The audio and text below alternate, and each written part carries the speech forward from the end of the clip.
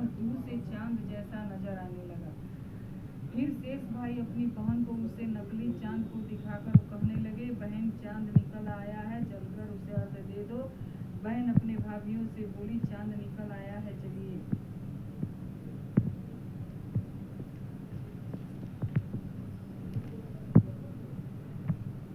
निकल आया है, चलो अर्घ दे दो। भाभियां बोली, तुम्हारा चांद निकला होगा, हमारा चांद तो रात को ही निकलेगा।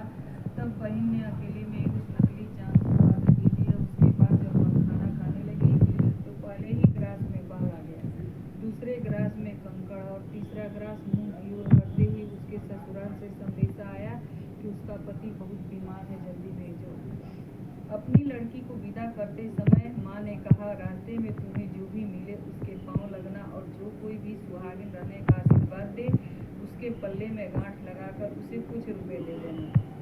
बहन जब भाइयों से विदा होकर ससुराल चली तो रास्ते में जो भी मिला उसके पांव लगी। सबने उसे यही आशीर्वाद दिया, तुम 7 भाइयों की बहन, तुम्हारे भाई सुखी रहे और तुम उनका सुख देखो। सुहाग का आशीर्वाद किसी ने नहीं दिया। जब वह ससुराल पहुंची तो दरवाजे पर उसकी छोटी ननद खड़ी थी। वह उसके पांव लगी तो उसने कहा, सुहागिन रहो, दूधो नहाओ, दूधो पियो। उसने यह सुनकर उसके पल्ले में गांठ बांधी और सोने का सिक्का दिया।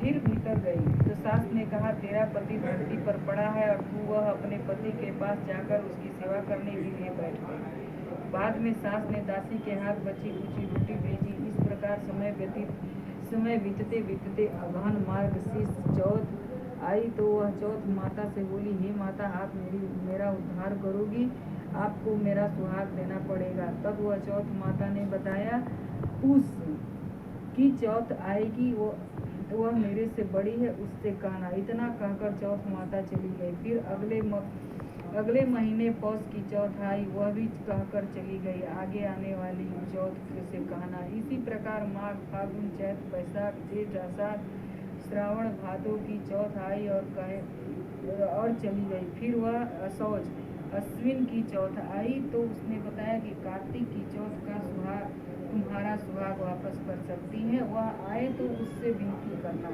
फिर वह भी चली गई। जब कार्तिक की चौथ आई तो बोली, भाभियों की प्यारी करवा ले, दिन में चांद उगानी करवा ले, व्रत खंडन करने वाली करवा ले। यह सुनकर वह चौथ माता के पांव पकड़कर गिड़गिड़ाने लगी, हे चौथ माता, मेरा सुहाग तुम्हारे हाथों में है, आप ही मुझे सुहागिन करें। तो माता बोली, तुम्हारे व्रत भंग कर देने से भगवान श्री गणेश जी अप्रसन्न हो गए हैं और इसी कारण से तुम्हारे पति की यह गति हुई है। अब यदि तुम पुनः में पूरे विधि विधान के साथ व्रत करोगी तो तुम्हारा पति जीवित हो सकता है। यह सुनकर उसने विधि विधान पूर्वक व्रत किया और चंद्रमा निकलने पर उसे अर्घ दिया। उसके व्रत से